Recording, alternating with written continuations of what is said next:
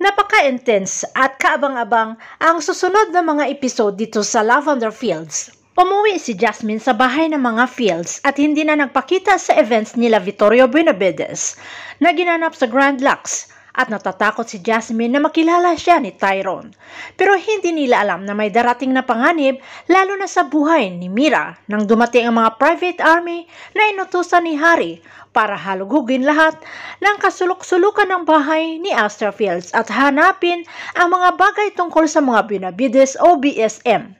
Kahit pa may mga tao sa bahay ni Aster Fields ay walang nagawa ang private army nila Vittorio kundi sumunod sa utos at tinutukan ng baril si Mira, pero hindi pa pipigil si Jasmine at dinamba ang kalaban na dahilan ng pagkatilapon ni Mira.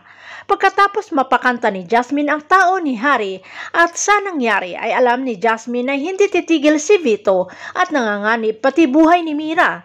Sinabi ni Jasmine kay Agent Fernandez ang plano ay umalis at pinuntahan si Vittorio Benavides at sinabi na matagal nang naghihinala si tita niya Aster Fields na may kinalaman si tito niya Vito sa pagkawala ni Marigold, ang anak ni Aster Fields.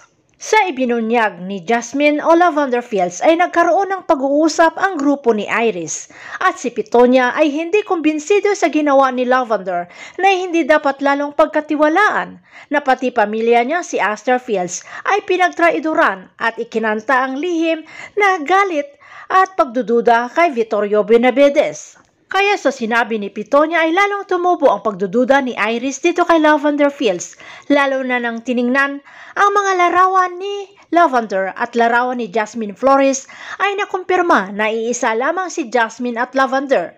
Agad sinabi niya ito sa kanyang ama na si Vittorio Benavides na kilalanin ang mga kalaban.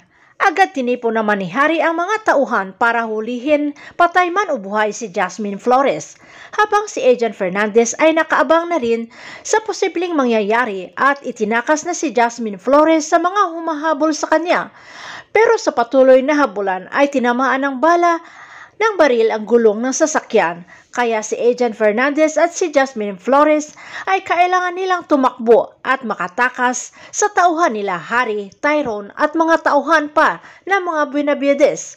Hindi naman nagustuhan ni Iris ang pagsama ni Tyrone at nangangamba sa ikakapahamak ng asawa o kaya'y baka magkaroon pang naramdamang pagmamahal ang asawa dito sa kay Jasmine.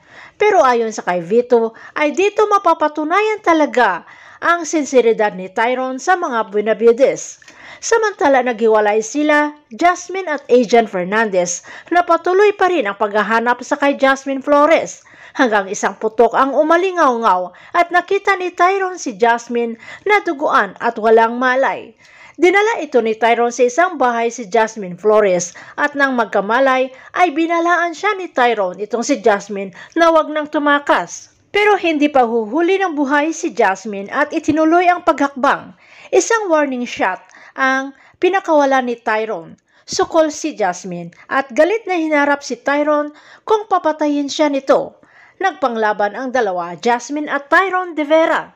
Aaminin kaya ni Tyrone ang totoo kay Jasmine na magpahanggang ngayon ay mahal niya si Jasmine Flores? Abangan na lang natin ang susunod na episode dito sa Lavender Fields.